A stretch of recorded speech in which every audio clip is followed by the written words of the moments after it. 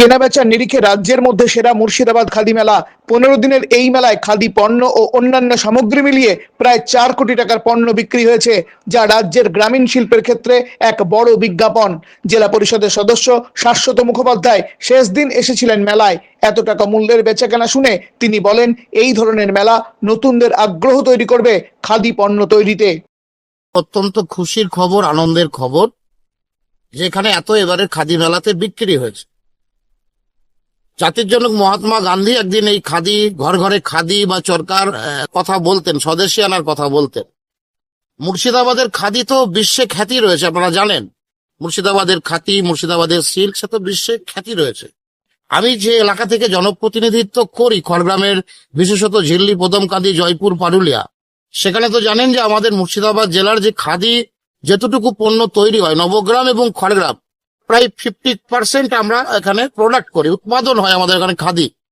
তো স্বাভাবিকভাবেই নতুন সরকার এসছে বাংলায়, মুখ্যমন্ত্রী মমতা বন্দ্যোপাধ্যায় একদিকে তিনি সেরিকালচারের কি করে আরো উন্নত করা যায়, তার জন্য তো নানান ধরনের সুযোগ সুবিধা সেরিকালচার যারা আমাদের চাষ করেন সেই চাষিদের জন্য তো করেই থাকেন। পাশাপাশি এই যে খাদিগুলো, আগে কি ছিল, চরকা টানতো লোক, তাঁত বুনতো, এগুলো ঘরে ঘরে শব্দ শোনা যেত। কিন্তু এখন অনেক প্রযুক্তির ব্যবহার হয়েছে, সরকারের অনেক উদ্যোগ হয়েছে, সরকারের অনেক সহযোগিতা হয়েছে। স্বাভাবিকভাবেই সেই গ্রামীণ যে শিল্পীদের, যে তাদের হাতের তৈরি যে খাদি, সেই খাদি আজকে বাজারজাত হয়েছে। আজকে খাদি মেলার মোড়কে তাদের দোকানদাররা অনেক পসরা নিয়ে তারা অনেক স্টল বসিয়েছেন, এবং সেই স্টলে ক্রেতারা আসছেন। তারা মুর্শিদাবাদের সেরা যে খাদি, সেরা যে সিল্ক, সেই জিনিসগুলো তারা সংগ্রহ করছেন। তাতে করে একদিকে যেমন বিক্রি বাড়ছে, চাষিরা লাভের মুখ দেখছে, এবং আমাদের এই যে প্রাচীন যে ঐতিহ্য মুর্শিদাবাদ জেলার, এই নবাবের জেলার ঐতিহ্য, সেই ঐতিহ্য আরো সুন্দর সুন্দর করে মানুষের ঘরে ঘরে, মানে ঘর ঘর খাদি এইটুকু বলতে পারি, পৌঁছে যাচ্ছে।